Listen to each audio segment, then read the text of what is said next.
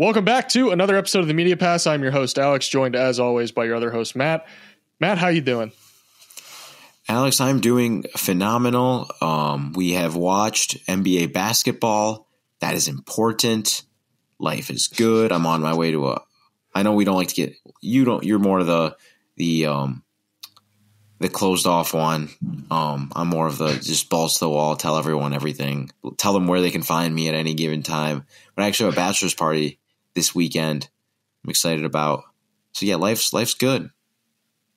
Very nice. I'm going to be on a bachelor party in not this weekend, not next weekend, but the weekend after that. So I guess it's just bachelor party season. It is the season. I only have the one, but I do have an engagement party. A really close friend of mine whose wedding I'll get to stand up in. He's getting engaged on the 29th. But yeah.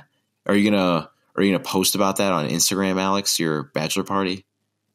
Maybe. I post on Instagram like once every it's not my bachelor party. I'm married. I've already done all that. Really? But, I guess they don't know that. I'm sorry. Sorry, listeners. Sorry, first time listeners. We're happy that we have you. It's like deep lore. I'm sure I've mentioned it at some point, but it was probably on like episode 2 or 3. But where are you going for your bachelor party? So I live in Michigan. I don't know if you've ever heard of like the Michigan summers, like the up north scene. It's really nice. We're going on a golf trip up north. So like closer to the UP. Yeah, it'll be fun. I'm not a good golfer yet, and I actually don't think I ever will be. Because my buddy, do you know like roughly what your handicap is? It's not good. Like it's bad. Just leave it at bad. I'm man enough to say my handicap's like 28. I'm horrible. It's probably higher than that. I'm not gonna lie. Like it's bad. Oh, okay. It's really you bad. Stink.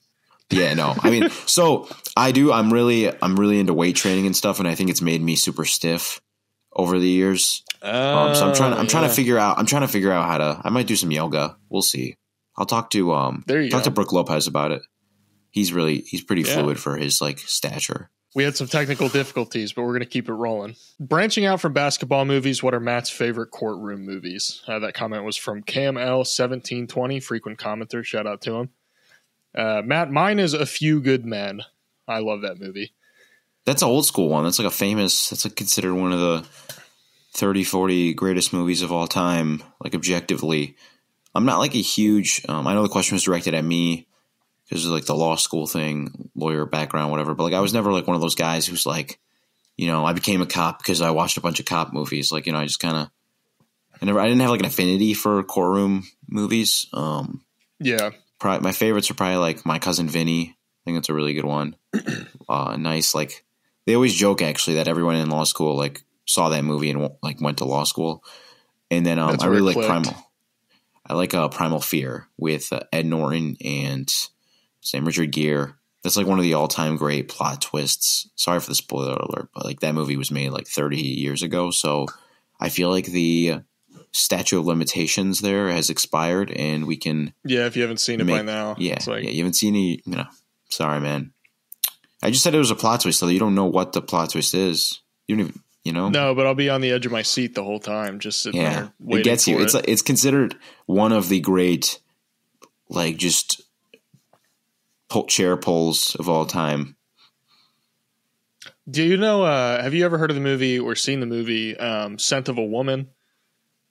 Oh, with Al Pacino? Al Pacino? I've heard of it. I have not seen it yet. I want to. Every time like I go to watch it, it's not on a streaming service. And I'm like, I pay for too many streaming services to pay $4 for this on Amazon. So, yeah. I wonder if that would classify as courtroom drama. Because it kind of centers around, at the end, he's got the, well, I don't want to spoil it, but Al Pacino has a very famous like courtroom speech in that movie. To me, it's one of like the goat monologues ever in a film. So can you say some of it? Say some. I've probably heard it before. Oh, I'm not nearly like smart enough to remember parts of the monologue. You overestimate me. I can only memorize more useless information than that. And even that's pretty non-beneficial to my life, knowing the monologue from Scent of a Woman. an all right movie from the 90s. Next question. I guess I should have the questions pulled up, shouldn't I? Next question is from Dab8585. I don't think we've seen this commenter before. Yeah, it's a new one. Welcome. We're happy to have you. Where do you guys rank Denny Avdia as a wing defender, and how high do you think his overall ceiling is? I think he could be the next Derek White type player if he's traded to a better team. We've been on strong opinions about this. We love Denny. We love Denny. Very, very good player. Yeah. I think he's I would say he's more like PJ Washington than Derek White, though. He's just to me, I think the on-ball defense is a little bit overstated. He's a little slow, not as fluid turning his hips as some of the best at the business, but he's strong, give you that secondary rim protection. He's a big guy. And then he has some offensive juice, drive game, hunting mismatches, passer. Disconnected passer. Yeah, exactly. Burgeoning three-point shooter, growing three-point shooter. I could see him in a PJ Washington role. You bring him in, he's a secondary rim protector, tertiary rim protector. I'm really obsessed lately with non-center rim protection and just that. I've been thinking about it a lot because I've been thinking a lot about the 90s Bulls and how they were able to build elite defenses all these years without an elite defensive center. I think they always had solid defensive centers, positionally sound, Luke Longley, Will Purdue, whoever, right? But they got plus rim protection from everywhere else, Scotty, MJ, Harper, Rodman, Kukoc. I'm rambling now, but you get what I'm saying. I don't know. I just wanted to say that. I want us to get into that more in the future. Just something I wanted to plant right there. We could talk about it with the Celtics actually in a little bit, but go. Sorry. Next question is from Lee Bucket. Just found this pod. Definitely a diamond in the rough. Thank you. Appreciate that. Welcome. I'm curious to know, do you guys have any I told you so moments in the NBA community? I feel I just get shit wrong. I feel I get told so. I think you have. You have the Mavericks, don't you? Yeah, I'm not. The thing is, I don't want to be I told you so, because then it kind of takes all the credit as I'm the only one who was on this. When the reality is everyone's opinion on anything is influenced by the people around you and the stuff you're consuming. And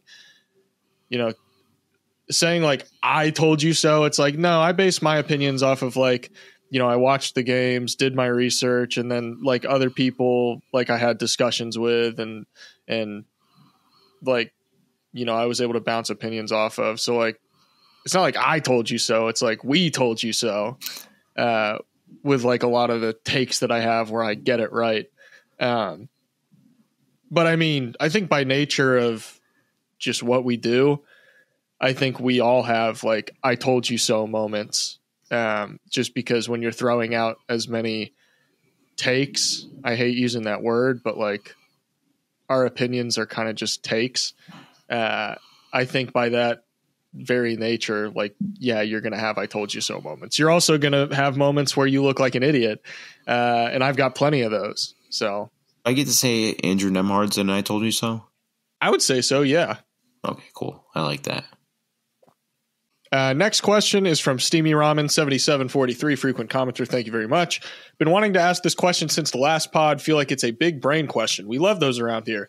With a good shooting team, is it better for a center to be able to space the floor or make great reads with the ball in their hands? Could be recency bias because lively, but I don't know. And then they did the two pointy hands emojis like this. Just wanted to provide full context there. So with a good shooting team, is it better for a center to be able to space the floor or make great reads with the ball in their hands? So, I'll say this, this is a bad time to say this because of what Kristaps just did last night, but I feel we overrate the whole idea of the stretch five because most of these guys who are stretch fives, they shoot 40% from three, but they take 1 attempt per game. And I'm that doesn't really do anything for you. Whereas if you can, if you're playing on a team where you're playing 4 shooters and then your 5-man is somebody who can roll, play in the short roll, make those quick decisions, get the ball out of their hands quickly. Like that's super beneficial.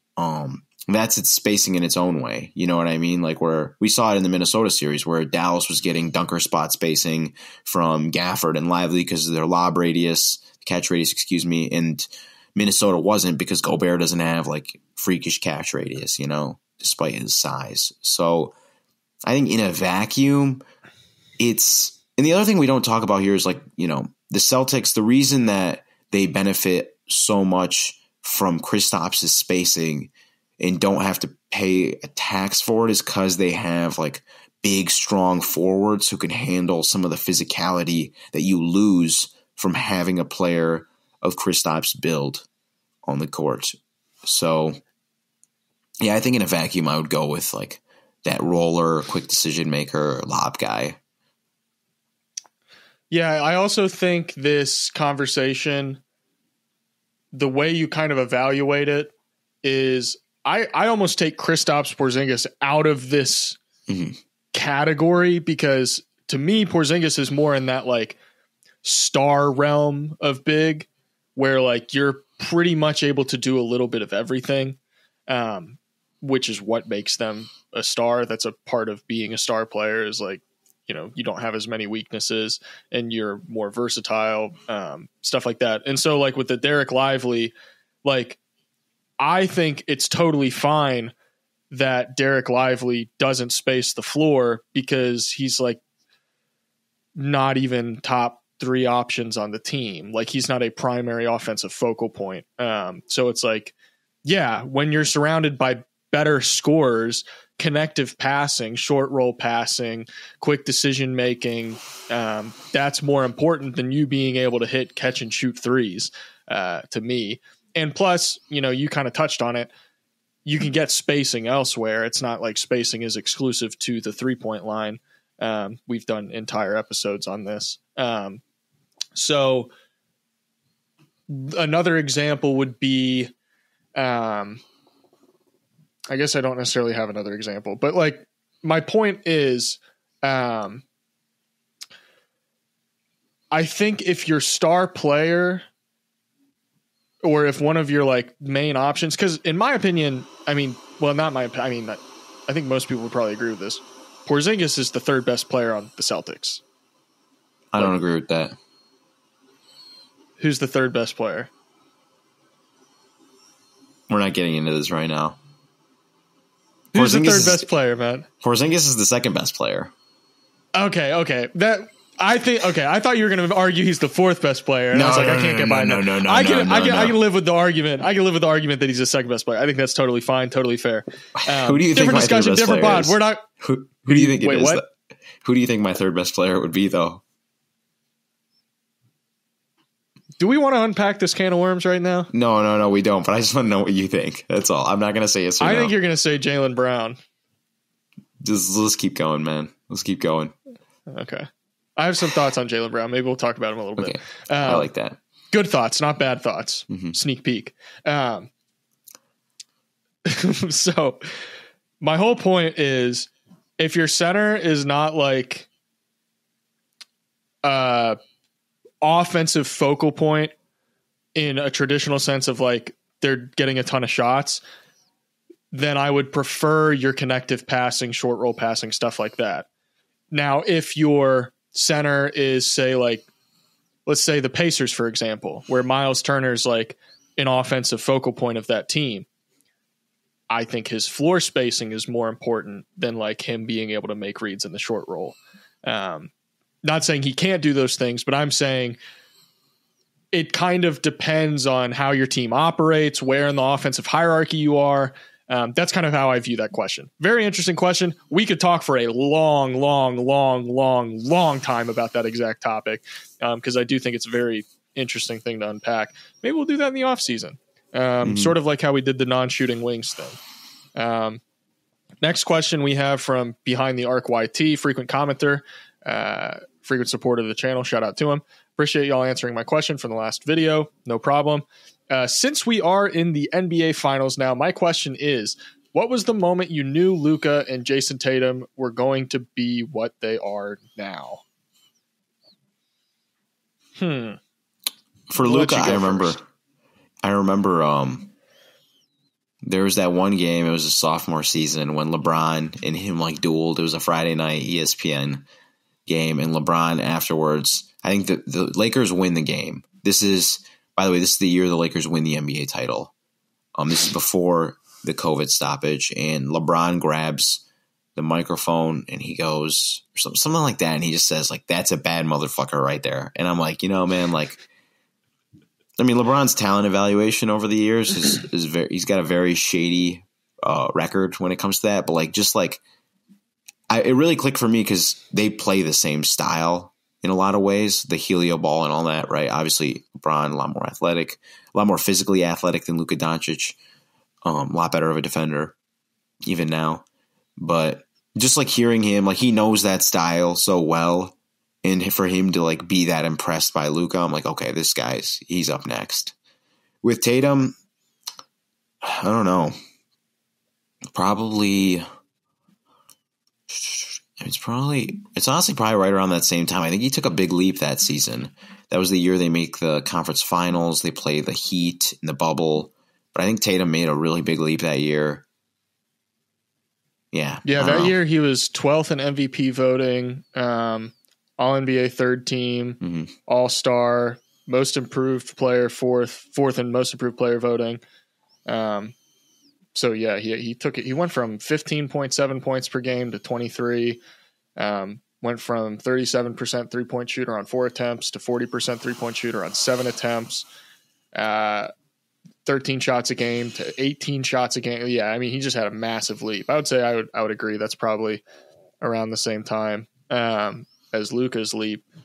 It is interesting. Their careers kind of run in parallel to each other more than we kind of talk about. Jason Tatum has 1 year on Luka in terms of draft class, but like they've really kind of been running in conjunction with each other for a while, which I guess is kind of an interesting narrative point for this series. But yeah, I don't have an exact moment. I think probably just because my memory sucks with a lot of things. So I can't think of like a pinpoint moment in time.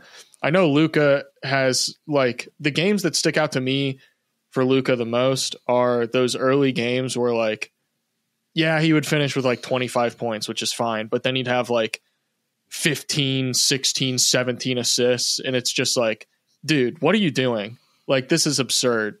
Like, it's your like second or third season and you're dropping like 25 points and 18 assists. Like, what's happening here?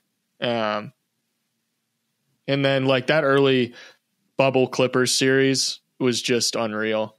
Like that was definitely probably the moment where I was like, I remember watching that with my roommates when COVID was happening and we were all just like, this is ridiculous. What is this dude doing? Just absolutely floored by everything that he was capable of.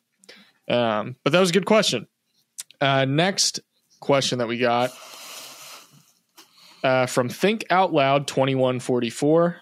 Hey, great pod. Thank you. Should the Suns blow it up? Also, how do you feel about this year's draft prospects?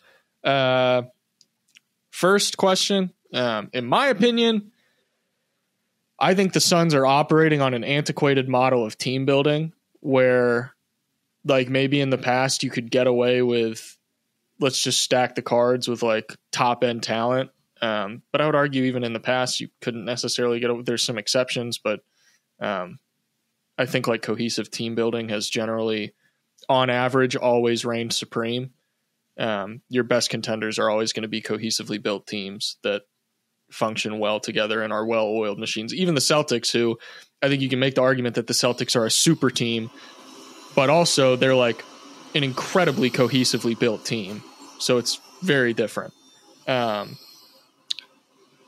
But I think the Suns should blow it up just because I don't think there's nothing that they can really do right now that will put them on the level of the top 4, even 5 teams in the West. It's just not going to happen. They got swept by the Timberwolves, and the Timberwolves almost got swept by the Mavericks. So it's like, I don't really understand why the Suns would sit here and be like, we can run this back. we will get him next year. Like even the fringe moves that they could make, I don't think it's going to make a difference. This team is very flawed, top to bottom. Yeah, I mean, well, if they blew it up though, they're so far gone. And I'm like, at this point, you still have Kevin Durant, you still have Devin Booker. We'll see where they end up. In my top 25, I really haven't even thought too much about them lately. But I have this one like. It's like one of those. It's like that. You ever seen that Twitter thing where it's like I forget what movie it is, but he's got all the swords on him. It's like an animated movie, right? He says something and all the swords are like on him. It used to be Kevin Durant's profile picture for a while. Funny enough, on Twitter, but can't remember what animated movie it was. But I think it's Enchanted. Maybe it is Enchanted. But so I have this idea. What if the Suns traded Bradley Beal to the Brooklyn Nets for Ben Simmons? And Ben Simmons got healthy. He's only got a year left on his contract, too. What are we doing here? What are we doing? I'm just saying, man. I'm just saying. Are you really proposing Bradley Beal for Ben Simmons swaps? Healthy Ben Simmons. I mean, there would be like we would do some like ancillary stuff on both sides to make it. I don't make. I'm not a cap guy, right? But like the idealized version of Ben Simmons, like the healthy one, that fits with KD and Booker. That plays. I get what you're saying. And like in theory, I understand why it could work. But also I hope Ben Simmons gets healthy because like just on like a human level, like I think it's very sad, everything that's kind of on and off the court. It's very unfortunate. It bums me out. But also on like a basketball level, I do think Ben Simmons theoretically can be a very, very, very, very good player. But also I'm kind of I'm out. I'm not sure. The fact that it's a back problem kind of is just like the biggest scary thing. And especially like look at the Suns, even with Bradley Beal, Devin Booker, and Kevin Durant, they still dealt with a ton of injuries throughout the year. I do think Mike Budenholzer is going to do a good job of like getting more out of this roster. But at the same time, let me put it this way. I don't think they will blow it up because from a financial perspective, I think like we look at things from like a very basketball lens of like, yes, this team is not beating any of the other teams in the West. So why even try?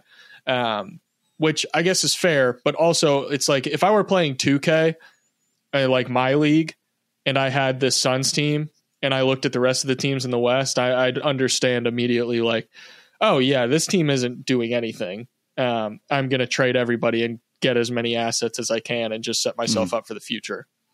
But in the real world, it doesn't work that way. You have to sell tickets. You have to pretend to try and compete for guys to keep their jobs. It doesn't work that way. So while in a vacuum, yes, I think the Suns are not going to win anything. The question of should they blow it up is a super, super difficult question to answer just because of all the nuance involved.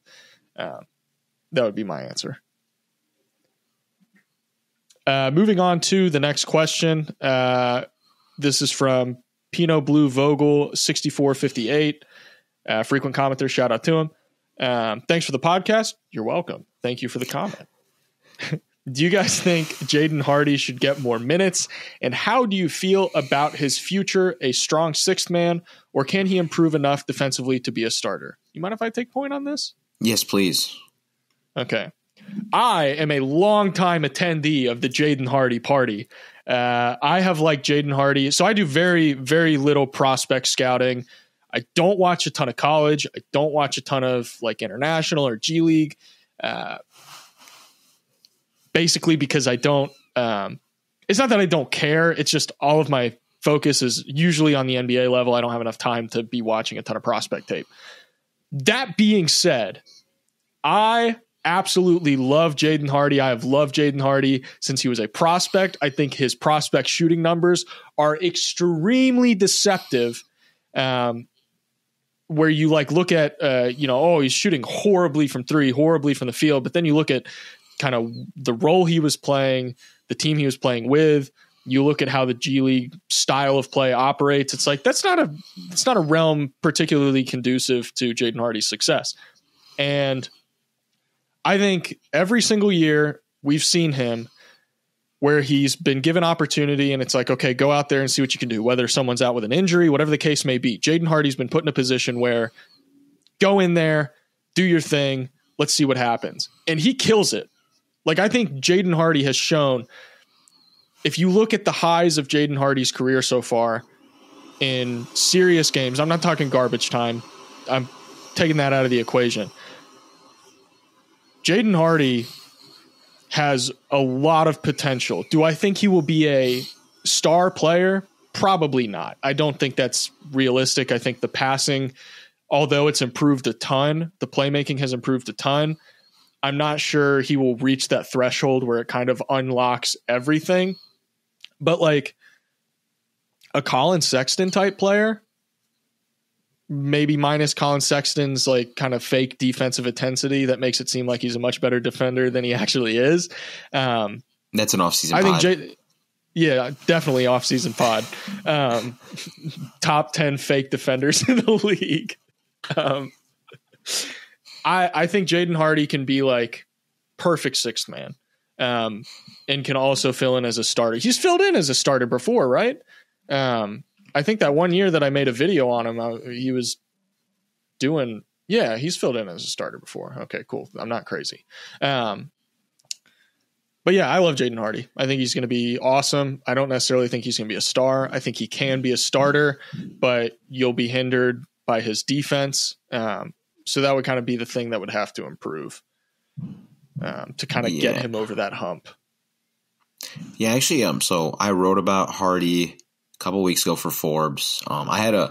So we've actually talked a lot about this player archetype that Alex is getting at, the combo guard, right?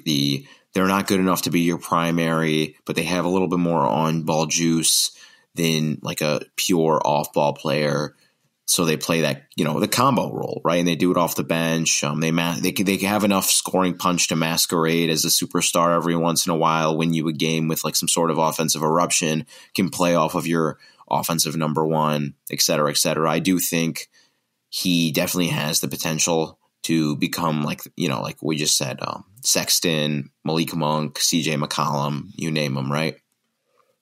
I was really down on him this season. It looked like Kidd had just completely lost confidence in him, but seeing him just be able to be okay on defense in these like high level playoff series. He played against the number 1 seed in the Oklahoma City Thunder. He played against the number 3 seed in the Minnesota Timberwolves. He played minutes last night. He didn't look like he was the reason why Dallas lost that game. There's a lot of reasons why they lost, but it wouldn't specifically be Jaden Hardy. I agree with Alex on the passing. I think you can just see it in the pick and roll. It's either he's hitting the roller or he's shooting. You never really see him hit a pass outside of that. In terms of more minutes, he is a drop beater. He is a drop beater. In terms of more minutes this postseason, I don't really see where he would. I think that 8 to 14 minutes, depending on how he's playing that night, is probably a good spot for him right now in the postseason. You want to play Doncic and Kyrie as much as possible. But yeah, this has been it's been a very promising postseason stretch. It's got me back on the Hardy party. Nice. There's room for everybody on the Hardy party. Hopefully that answered the question adequately. Last question that we got here is from Jeffrey Valentine 6815. I think this is a frequent commenter. I'm not quite sure. Anyways, if you are, thank you. Thanks for the support. Love the pod, boys. Purely objective hoops talk that I could listen to for days. Thank you very much. Really appreciate that. Quick question. If you were in Lawrence Frank's position as the Clippers GM, what would you do at this point? Try to re-sign PG and Harden since you have no assets and run it back until they can't run anymore? Re-sign and trade at trade deadline, let them walk, etc. This could probably be a whole episode. Yeah, we're gonna have to talk about we'll do an episode about the aging, the dinosaurs, the Bucks, the Clippers, the Suns. But I mean, from what I haven't really sat like in deep dove their prospects this offseason and stuff. But I mean, you got to retain Paul George. There's no other way to replace his salary at this point. You just kind of retain them, see what happens. Like we saw last season when they were good to go, right? 25-5. inner circle title contender. They have a nice supporting cast of players around them. So I guess you just keep going, and then you keep your ear open. If you hear the right deal that can reshuffle the roster in a way that makes it younger, makes it a little bit more athletic, then you do it. But it seems like that's the course they're going to be taking, though. I mean, they just extended Ty Lue, so. Yeah, I'm with you. I think this is another question that kind of ties in with what we were saying with the Suns. I think they're in a better spot, though. Yeah, for sure. They've got some more talent to work with. I think they're a more cohesively built team. They have an identity. They're far more successful than the Suns. Yeah, right. The Clippers' biggest thing has been injuries. I mean, throughout the entire Kawhi, Paul George era, it's injuries. And we saw this team at their best. They could be the best team in the league when they're at their best. It's just we haven't been able to see that. Because of the injury. So I think from like a 2K general manager, armchair GM perspective, yes, they could blow it up because the value for a lot of these guys probably isn't getting any higher. You could recoup a lot of the assets that you lost from other trades that you've made up to this point. But is that a realistic thing that you would do in like a real general manager's position? No, that doesn't really happen. I think the Utah Jazz are kind of an exception in recent history where like they truly did just like, we're done. We understand who we are. We understand we can't beat the top teams. Donovan Mitchell probably wants out. So we're just going to actually blow it up and legit tear the whole team down and just recoup assets. Worked out because they got a lot of good talent. They did some reclamation projects.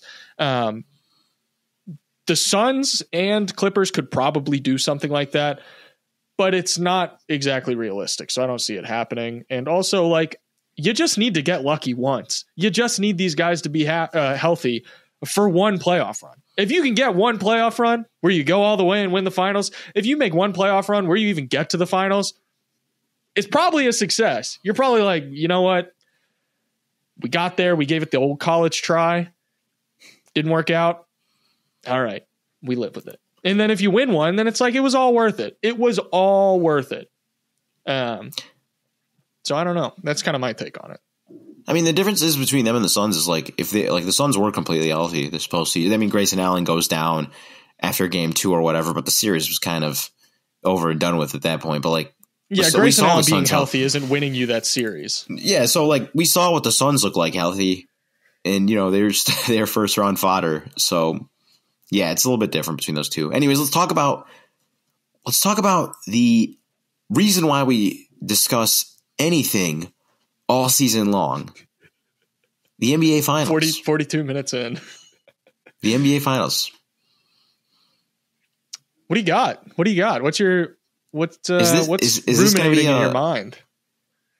Do we have a 2007 Cavs Spurs type thing going down? Is this going to be a sweep? Is this going to be a no contest? So I still don't think it's going to be a sweep. Mm-hmm. I think the Mavericks will probably win at least one game at home. They got a really bad version of Kyrie last night, and that just doesn't seem. I mean, it was a blowout. Don't get it twisted. This game was over, basically by halftime. Even when it looked like the Celtics. What scares me the most is the Celtics looked like they were choking it, and then they stopped choking.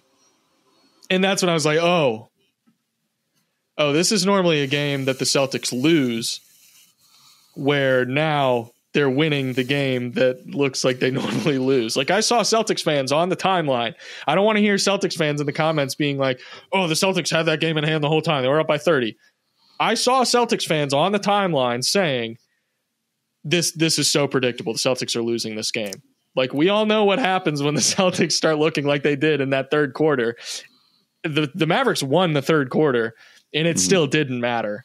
The Celtics just were like, "Oh, well, we're fine. Put the death lineup in. It doesn't matter. We're gonna kill you." I have a couple of stats I pulled out. Okay. That I think are kind of interesting. So, So Boston, obviously, first quarter comes in. Mike Breen said it. I don't know if you were listening to the volume, but he's like, it's a Boston Avalanche. Okay, they were threes left and right. Kristaps Porzingis came in, and I swear to God, I thought I saw God. Like, I thought I saw him, and I thought he was 7'2" and he was wearing green because, like, Alex, you saw that, right? Like what he did on the basketball court out there. I saw it every minute, every second. It was unbelievable. I just remember like my freshman year of college, I used to be a research assistant. I used to do very monotonous research work, right, for a criminal justice professor. And so I would always this is back, in when I was a little bit more wet behind the ears. I think that's the phrase I'm looking for. I didn't understand basketball media as much. So we're thinking like 7-8 years ago. And I had First Take on. Okay, I had First Take on. Had Max Kellerman and Stephen A. Smith. They were talking about will Kristaps Porzingis pass Dirk Nowitzki? And Max Kellerman goes, Kristaps is Dirk on offense with elite defense too. And like at the time, I'm like, yeah, that sounds so sick, all this and that. That's what happened. That's what happened in game one. For that like 6-minute stretch, he literally looked like Dirk Nowitzki on offense in the mid post, shooting over top of smaller defenders and they try to switch. His hairpin trigger on that 3-point shot. And then on defense, it was like, good luck. Good luck trying to get into the paint. Yeah. Actually, real quick, I want to throw a stat out that will please. what you're talking about. So I think people are underestimating how good Porzingis is in the post, or maybe have not been aware of how good he is. Among all players that attempted at least 100 post-ups during the regular season, Porzingis was number one in points per possession on post-ups, above Nikola Jokic, above Joel Embiid, and he was like top 10 in post possessions per game. So it's not like the volume was low. This dude is a dominant post scorer. Mm-hmm. No, it's incredible. Dominant post scorer, quick 3-point shot, accurate 3-point shot, makes teams guard him at the 3-point line. There was this play, I think it was in the second quarter, where like Lively is glued to KP at the 3-point line, and Tatum just drives to the rim, and Luka Doncic is the only guy there who can provide rim protection. And we've seen that movie before, right? So there's that. Back to the numbers I was talking about, right? So anyways, the avalanche happens. Boston's up 58-29. The Dallas Mavericks go on a 35-14 run. Two important stats from that 35-14 run. Boston goes 2 for 11 from three. Okay, Boston outshot the Dallas Mavericks by 13% in game one. They're 2 for 11 from three during that stretch, though. The rest of the game, they're 14 for 31. That's about 46% from three. 2 for 11 is about 18%, right? The other big stat, during that 14-minute stretch, Luka Doncic goes 9 for 11 from the floor. The rest of the game, he's 3 for 15. Okay? So why am I saying this? Trying to paint this positively, right, for Dallas, kind of how can they close this gap? Boston shooting 46% from three for basically 3/4 of the game. That's probably not going to continue. They probably also won't shoot 18% from three, but if they're in the lower 30s, if they can somehow get some poor shooting games, lower 30s, mid 30s, you close that gap a little bit. And then Luka, he's not going to go 9 for 11 all the time, but 3 for 15. He was missing a lot of shots that he does normally make. Boston did make him uncomfortable, I will say that, but that's something to factor in, right? And then you said the Kyrie Irving thing. He's not always going to go 6 for 19. He was getting a lot of like shots that he normally hits that just were not falling for him. He was playing a little sloppy at times. So there's that. But then the funny thing is they get down to 8, and then by the end of the quarter, it's a 22-point game again. Like, so there's the avalanche coming in. So it's like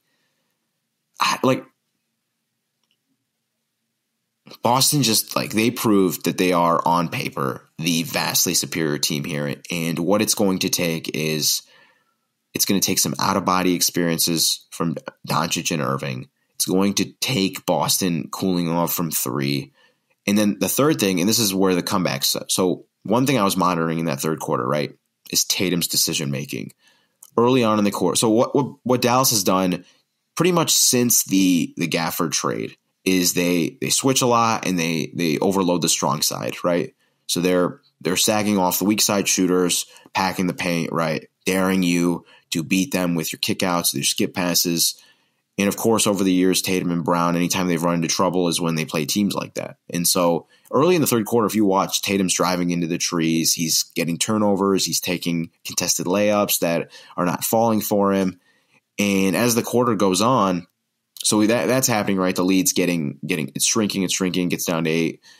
As the quarter goes on, though, he starts to adapt to it. He's making great passes. There's this one play where he drives. He hits a little dump-off pass to Drew Holiday in the dunker spot. Drew Holiday immediately hits a kick out to Jaylen Brown. Jaylen Brown drives, draws a foul, right? It's just plays like that, not letting things get sticky. And what do you know? It's a 22-point game again. So it's going to be – I think the big takeaway for me here is that Dallas is very overmatched. They're going to need Luka and Kyrie to put their superhero capes on. They're going to need Boston to cool off from 3, and – they're going to have to keep challenging Tatum and Brown's decision-making and hope that they're not as good as they were in game 1. Yeah, another thing that I thought was interesting is Dallas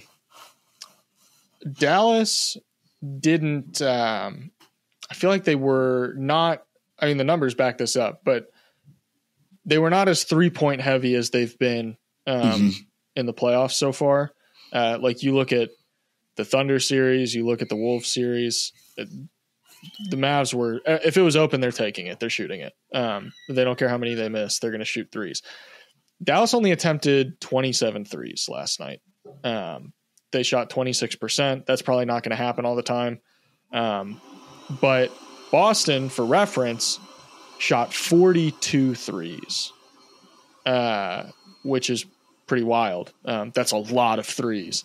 That's, I think 50%. Yeah, that's 50, a little over 50% of their shots were threes, which is insane. Dallas is, I think they're going to have to reach a point where I think Dallas's defense has been able to win them games because of the switching. They haven't really encountered a post guy that can really punish them. Chet can do a little bit against mismatches, but not a ton. He's still limited. He's not as strong. But like the Timberwolves, Cat is a like complete wild card as a post player. You never know what you're going to get. He's going to get an offensive foul. He might miss, just completely play out of control. Gobert is not skilled enough to punish mismatches in the post. A lot of times they were just fouling him because they're totally fine with him shooting free throws. Porzingis, you can't do that against. And so like all this switching that they've been doing, that's been able to kind of win them some games because, you know, they're playing teams that can't really punish mismatches very well. But it's not just Porzingis that can punish mismatches. Everyone in the Celtics starting lineup can punish mismatches. So I think Dallas is going to have to kind of they're probably going to reach a point eventually where they're going to say, we're going to have to outscore the Celtics because our defense isn't doing enough. Our scheme that's kind of worked really well up to this point, it's not really working anymore. You know, there were times last night where I thought Lively did a decent enough job when he was having to guard in space and be pulled out to the perimeter, kind of play one-on-one basketball. But also, I think the Celtics have done a better job punishing him in space than other teams have. And, you know, there's only so much Derek Lively can do. I'm not trying to this is not Derek Lively sucks as a perimeter defender. I actually think he does fine, about as good as you can expect a guy like him to do. But I think the Celtics are able to take advantage of that a little bit too much. And so I think Dallas is going to reach a point this series where they're just like, we're going to have to outscore them. And they're just going to start firing up threes. And then we're going to get into like a variance battle, like which team can just be absolutely electric. Like you look at the game that the Heat won against the Celtics in round 1. It's like, you know, they shot 1 billion threes and they shot 56% on them. You're not going to lose if you shoot 56% from 3 and on that much volume. It's like, it's just not going to happen. So I just wonder if Dallas has to have like a bit of a introspective moment where they look in the mirror and they're like, okay, our defense has kind of been able to win us a lot of games in this postseason, which is something that, like, you know, they were a good defensive team after the trade deadline. Don't get me wrong. But the matchups have definitely fallen in their favor throughout the postseason, where it's like, yeah, their defense schematically has really, really played into their hands, whereas the matchup in the finals now does not play well into their hands schematically. So do they adjust defensively? What do those adjustments look like? Or do they just say, we're going to have to outscore the Celtics? See, in my opinion, with that, by the way, one thing we should mention about three-point shooting, Boston does an incredible job of playing really conservative defensive styles. They avoid really bringing two defenders the ball as much as possible, and that makes it hard for there to be open threes to be taken. That's why their volume's a little bit lower, et cetera, et cetera. But there was also some hesitancy. I think Kleber had a couple opportunities. I know he's got a slower release, but he had a couple opportunities where he could have pulled the trigger and he didn't. I can't remember. There was one other role player who was hesitant to pull the trigger on one play. But anyway, in terms of the Boston defensive also blocked a few threes last night. Just worth pointing out. Yeah, they did. Yeah. Horford did. Horford blocked it. His switch defense on Doncic and Irving was chef's kiss yesterday. Porzingis got one too on Kyrie, I think. But it's one of those things I feel like where it's going to be more about execution and then just hoping the variance falls in your way. Where I really don't think they can shift much from the defense they've been running this entire post. I still think it's their best bet because at the end of the day, Tatum and Brown do have a history of getting sped up when they have to drive into gaps, and they do have a tendency of falling into bad habits process wise. I think you just got to keep pushing that button and hoping that it falls in your favor. Again, this Kristaps thing just adds a whole new dimension to where it's like, oh, whenever our offense gets stagnant, let's post up Kristaps, get him a mismatch. And that has me wondering, do you just put Doncic on him so that whenever you – so if you have Doncic on him, right, the odds are that you have a better defender guarding the ball handler, unless it's Kyrie Irving's man. But if that happens, right, so say it's like Doncic is on Kristaps and then PJ Washington is on Jaylen Brown and they run a Brown-Porzingis pick and roll, then you could have PJ switch on to KP and Doncic switches on to Brown, but you're already overloading the paint anyways. So you'd be upset if Doncic gets – you don't want Doncic getting beat, but if he gets beat, he's getting beat and there's backline defense there, so – and Doncic did okay guarding KP too if KP tried to take him in isolation. So I don't know. I saw them do that in the regular season for a couple of possessions, I think in the second quarter when Horford was on the floor and they could put the center on Horford. So I'm curious to see if they could go back to that. But that's just a very minor thing. I don't think they changed too much defensively. And then offensively, it's just about – I think really at the end of the day, the way I come away from this thing is just if I'm Dallas, my game plan and going into game 2 is just execution. I got to execute more. The other thing we haven't talked about yet is how many lobs were there? How many lob dunks were there in game 1? Were there any? Wasn't that the big story? Was it? Might have been one. Yeah. Something. So that's another thing that Dallas has got to figure out. And I'm trying to wrap my brain around how do you unlock that again? Where it's do you just don't run Lively Gafford pick and rolls anymore and you just have him parked in the dunker spot, hope you get dribble penetration and hit him on a lay down lob? Is that how you unlock that? That could be a mini adjustment. That's something I noticed the Celtics do a better job of than any other team against the Mavericks so far is they're expecting the lob. So if you watch every other series, the lobs always come as a surprise, which one, I don't know why they're coming as a surprise to the defense so often. 2, you'd think teams would prepare better for it. And I think the Celtics were really, really good last night when okay, KP's sliding over to help. You have 2 on the ball down low in the paint. And all of a sudden there's that open lob. But then Jason Tatum was sliding over from the top to come and disrupt that lob, or Jaylen Brown was coming from the top to come and disrupt that lob, or Drew Holiday. There was always someone there covering that and ready to cover that to make sure it wasn't just a foregone conclusion. Also, I thought Porzingis's recovery defense when he would help off of that guy in the dunker spot, it made it really difficult. One, with Porzingis's size, just getting a lob up over or around Porzingis is a task in and of itself. But then also when those passes are coming more horizontally rather than vertically, what would normally lead to dunks, it's like, well, you're giving Porzingis enough time to slide over and get that kind of vertical contest up to where it's like, oh, Lively's not able to just get the ball and go right up and slam it. It's like, no, he gets the ball in his midsection, and then by the time he's starting to rise for the dunk or a layup or what have you, Porzingis is already there to contest it. Like they have, and then that's not to mention if another defender comes from the top to provide help elsewhere. And then all of a sudden it's like the Celtics have beat you with their rotations. They've got everything covered because if someone helps off from the top to slide down to the dunker spot, they've got someone rotating out to the perimeter elsewhere. Yeah. No, I mean, that's just well said. By the way, really quickly, I feel like we missed speaking about this, just in case anyone didn't understand why there wasn't a lot of lob dunks. So what the Celtics decided to do was they placed their center on Derrick Jones Jr., whether that was Kristaps or Al Horford, and then they placed Jason Tatum on the 5, Lively or Gafford, right? So what that does is Brown was guarding Doncic, so you run your pick and roll, right?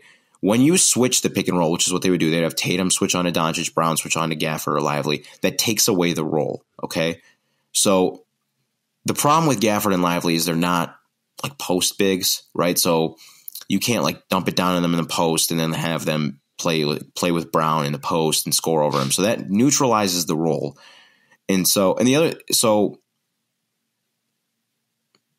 Then they would use Derrick Jones Jr. as the screener, right? But he's a great vertical threat and everything, but he's smaller than Gafford and Lively. So that lob radius is something that Kristaps can contest. And then what they would do with Horford is they would, again, switch it to neutralize the action.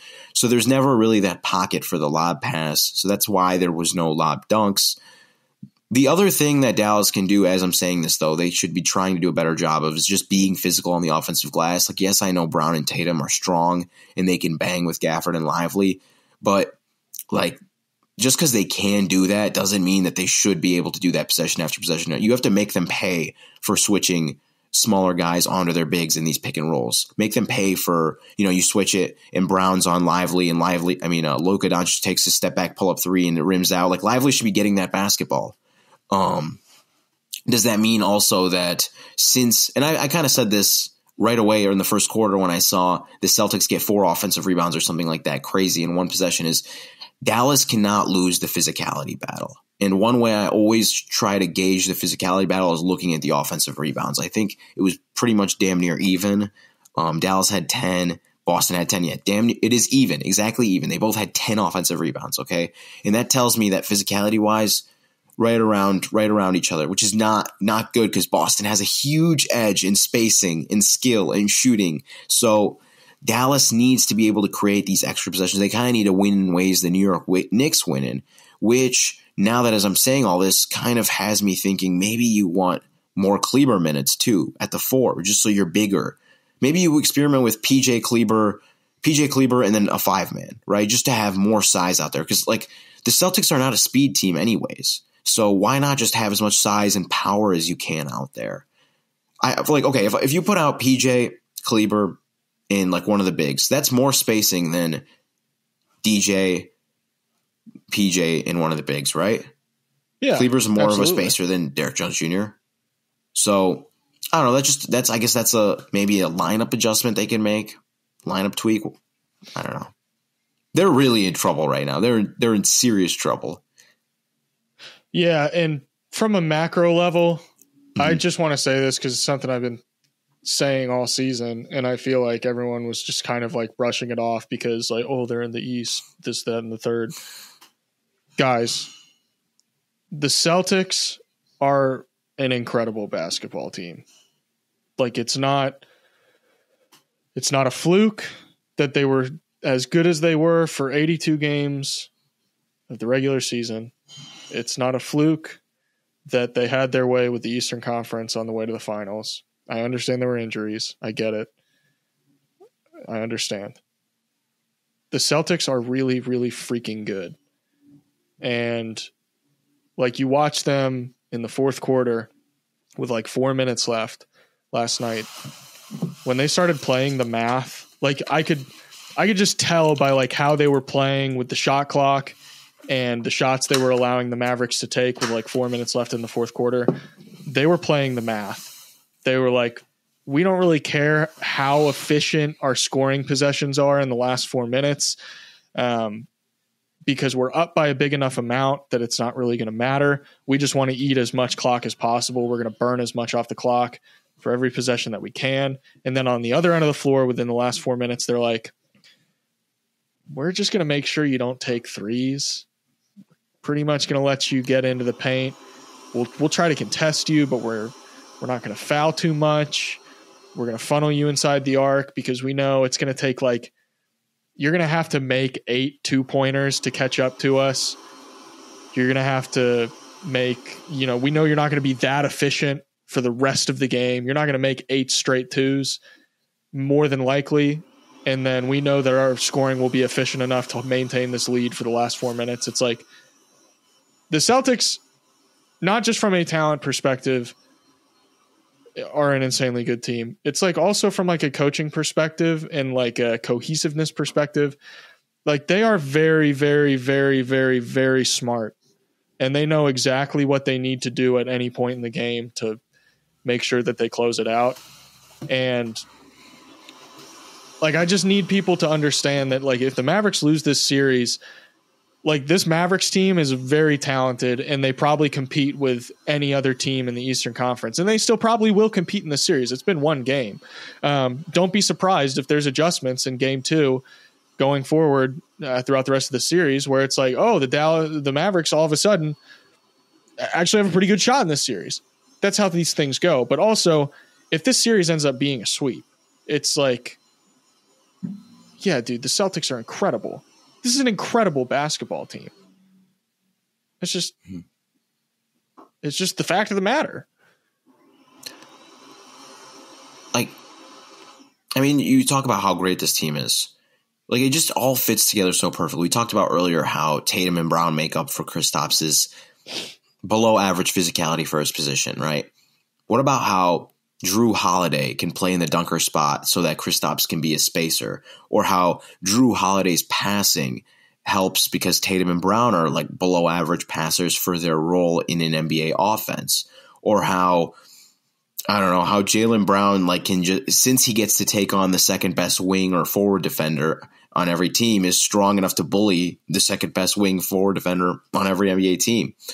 It's just like all of it, like it all works like so perfectly now. And just like I think about like the job Brad Stevens has done in orchestrating this team and how they all like fit each other and they like neutralize each other's weaknesses for each other. It's just like, it's incredible how he had that kind of foresight. Like now after the fact, I'm like, oh, it all makes sense. Like why you'd put Drew Holiday on this team, why you'd put Kristaps on this team, why Derek White's here, why Al Horford's here.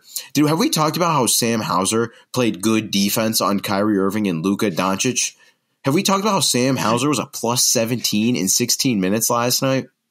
The guy that is supposed to be one of the, like, like one of the things I was thinking about, okay, Dallas has the bench advantage, right? They have Lively, they have Josh Green, they have Jaden Hardy. Like, 2 of those 3 guys usually always shows up for them. If not, it's like Tim Hardaway Jr., Maxi Kleber, right? All this. The Celtics had, well, first of all, they had Kristaps Porzingis coming off their bench last night, which, Jesus Christ. But like Sam Hauser's and Peyton Pritchard are supposed to be the guys that this is where Dallas makes up the gap. We're just when they're on the court, we're going to win the shit out of these minutes. Plus 17 with Hauser, plus 4 with Pritchard. I know there's some noise there, right? They were on the floor for the Avalanche, but if you're not winning that, that's another thing. If you're Dallas, you really got to win the offensive rebound battle. You've got to win the bench points battle. You've got to win the turnover battle. Like those are like the 3 things I'm really looking at. And but it is like you said, this is a historically great basketball team. Yeah, I think when you talk about like the bench units and stuff, what's interesting to me is like, look at Boston's starting lineup. Let's say if Porzingis starts instead of Horford. But I think Horford is still starter caliber. But the point that I'm going to make here is Derek White, Drew Holiday, Jason Tatum, Jaylen Brown, Kristaps, Porzingis. That's 5 like incredible starters or above that. The bare minimum, those are 5 incredible starters. If you look at the Mavericks and like look at the Hausers, the Pritchards, the Cornets, maybe even the Horfords to a certain extent, I still think Horford's a very, very high level starter. Different discussion. I think the moral of the story is every team in the league normally has to start a Hauser or a Pritchard because they don't have enough talent not to. There's not enough pieces to really kind of like, they can't have 5 high level starters. Most teams normally have like 4 high level starters or above, and then like 1 like fine role player, flawed role player. The Celtics don't have that problem. They have 5 high level starters or above. And then the guys that are coming off their bench are like flawed starters for every other team in the league. And that's their bench. So like the talent discrepancy, I still think that the Mavericks will be able to punish the bench minutes, but the Celtics don't have a ton of bench minutes. It's tough to really get a lot of juice out of that with how the Celtics kind of stagger their lineups and how they operate. It's like, even when they're handicapped, it doesn't really matter a ton because they're minimizing the amount of time that they're, kind of crippling them. I say crippling themselves. They're still a good team. They're just not an amazing team anymore. They're just like a good team, which I think that's kind of that's hard to stop. That's really hard to stop. You basically have to be perfect. So do you need to see the Dallas Mavericks win game 2 to still think they have a shot in the series? Like, to not forget a 5 to make it 5 or 6, like to win the series. Do you think they have to win game 2, or is there just like a threshold for what you need to see from them that can prove to you that they have like a shot with these guys? They can hang with these guys. If they win game 2, I think they still absolutely have a shot. I'm not saying they don't currently have a shot. We'll see. If they lose game 2, it will depend on how they lose game 2 for me to have too much of an opinion on like, okay, they still have a shot. Because they could push all the right buttons in game 2 and have things that clearly start working, and it becomes like an in the mud slugfest, or they get into a scoring battle with the Celtics and it comes down to like a 1 or 2 possession game. In that case, even if they lost a game 2, I would be like, well, they have a shot. They figured out kind of what needs to be done and how they need to operate. If game 2, say they win game 2, but it was a shooting variance thing, even if they won game 2, I would still be like, well, okay, it's not ideal because it was just a shooting variance game. Like the Heat won just based off shooting variance in the first round. So it's like, it doesn't necessarily matter to me win or lose game 2 for them. It's going to be the fashion in which it happens, win or lose. Because there are situations where even if they win, I could still be like, well, this is the Celtics series. And then that would just be like a shooting luck thing. See, I'm with you, but like, if they lose, man, even if they figure something out, about this team, can they really win 4 or 5 against them? Well, that's the thing that we've said about the Celtics we've been saying this since freaking January. Like, they don't care if they lose a game, dude. The Celtics don't care. They can lose 2 games. They don't care. They know over 7 games, they're probably going to beat you. They're not going to have enough bad shooting variance games in a row to lose a 7-game series. They're just confident that it's not going to happen. Like, this team has been worked out in a math lab. Like, the math makes sense. Like, no one's figured out the hole in the equation for the Celtics. They just haven't yet. I'm sure some team eventually will, but I mean, this team is calculus, and a lot of people hate it. A lot of people call it boring, but guess what? It wins basketball games, and it wins a lot of them. Yeah. All right. Well, one last question. I know it's kind of left fieldish. You haven't prepped for it, but I'm going to ask it anyways. We talk about it all the time. Actually, we've talked a little bit about it, so you do have some some background, but we talk all the time NBA, game of matchups, all this and that. And I'm hearing a lot from people I respect that, the Celtics are a bad matchup for the Mavericks. So I'm curious, if it had been the Minnesota Timberwolves who had advanced instead of the Dallas Mavericks, do you think they would look better in this series? The Timberwolves would look better than the Mavericks currently do? Against the Celtics? Do you think they're a better matchup against the Celtics? I would say so, yeah. Mm-hmm. I think the Timberwolves have better screen navigation to kind of mitigate some of the advantages that Boston was getting. I think it's a lot harder to punish mismatches against the Timberwolves due to the versatility of defensive personnel that they have. Even if it's not necessarily like the best defenders in the world, even if you're getting a switch with Porzingis going on to Karl Anthony Towns, which Karl Anthony Towns isn't the best defender in the world, but like on ball defense, one-on-one, just by nature of his length and size, that's a tough matchup to punish. Anthony Edwards, you watched the game last night, the Mavericks would switch Jaden Hardy onto Porzingis, and like, for as much as I love Jaden Hardy, it's like Jaden Hardy's not holding Porzingis' jockstrap. It's just not going to happen. And then you like Anthony Edwards, Anthony Edwards gets switched onto Porzingis. Porzingis might still score, but he's going to have a harder time just because Anthony Edwards is built like a linebacker, So I think while I would still have the Celtics in that series, I do think Minnesota's better equipped to handle the Celtics. I think their defensive schemes are a lot more aggressive. Not necessarily in terms of like the drop coverage, but like bringing two on the ball in the post. I think the Timberwolves probably do a little bit better of a job with that. If you look at some possessions from last night's game, they'll have a post. The Celtics will have a post up and someone will come and bring the post double team.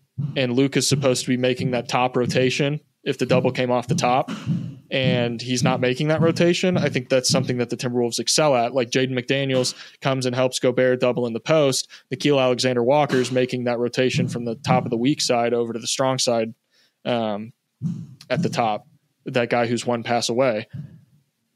So I do think the Timberwolves match up better.